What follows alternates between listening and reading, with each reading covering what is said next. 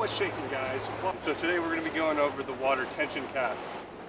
Essentially with the water tension cast, we're not doing this fancy stuff that we see Brad Pitt doing and the river runs through it, especially when we're out with clients and stuff like that.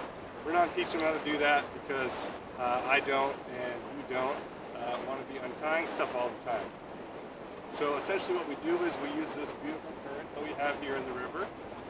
So what you're going to see is, essentially what you can see kind of my white bobber here, how we kind of just drag it in the current like so.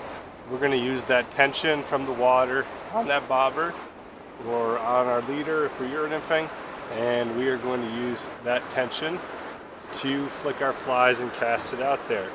So as you previously saw, that bobber is dragging in the current that is hanging down below me, and so the first thing is I want to make sure my rod is pointed downstream towards that bobber. I want my rod parallel to the bank. It's parallel to the bank behind you, it's also parallel to the bank behind me. First thing we do then is we have it hanging. We're going to lift that rod to a 45-degree angle.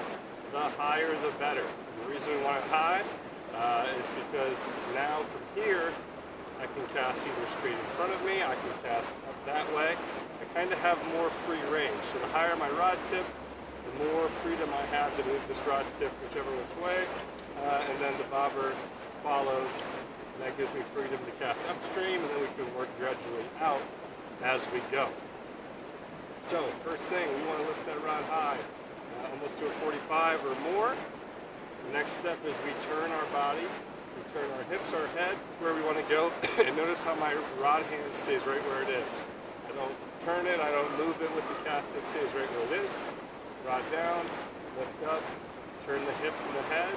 And now it's as simple as where my rod tip goes, that bobber goes, my flies go, and that's how I can control my accuracies. Gradually you want to work the closest, most current, and then work your way across. So I'm going to start, turn, and I'm going to move that rod tip, kind of almost directly upstream. And then kind of then, as I want to work out, my cast kind of comes out towards you, towards the audience, out towards the camera. And then we point it out and we work toward the drift out across. And the biggest thing is I want this to be 3 separate steps. As you get fishing when you're a beginner and you get excited, especially when you start catching some fish, you just want to be out there and you want to be out there fishing. But that kind of gets messy. Casts aren't as accurate, you're not as controlled.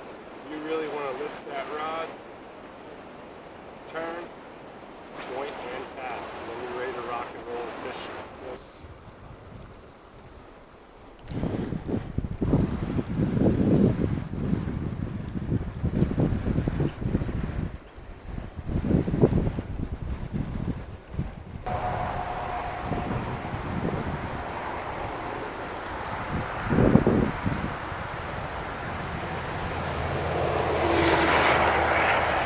This isn't covering mending, this isn't covering a whole bunch of variety of different things.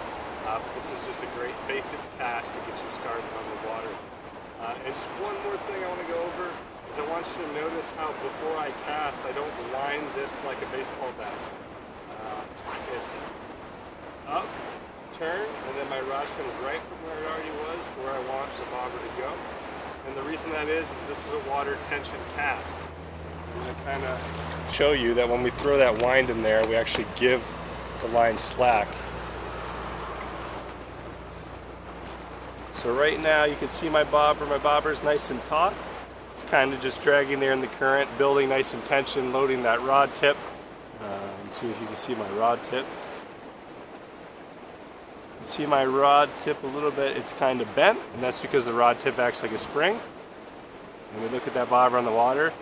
And when I load the rod, you notice how my bobber starts free flowing in the current, and that's because I added all that slack into it. So versus where I have that tension loading the rod, I can just quickly flick it. When I have it and I kind of load it, I now have to overcome that slack and the distance, which makes the cast a little harder. Like I said, when I give that slack, it's floating, and now I have to overcome that slack. I don't get as much power in my cast. I don't give enough tension, and that potentially can lead to bad cast and it not going where I want it to, not going as far. And sometimes it could even just plop down right in front of you, which is not fun. So that's going to do it for today's tip. I hope that helped you all. Hope you all learned something. Hope you guys get out on the water and practice that real soon. Just enjoy your time out there. And we'll see you in the next one.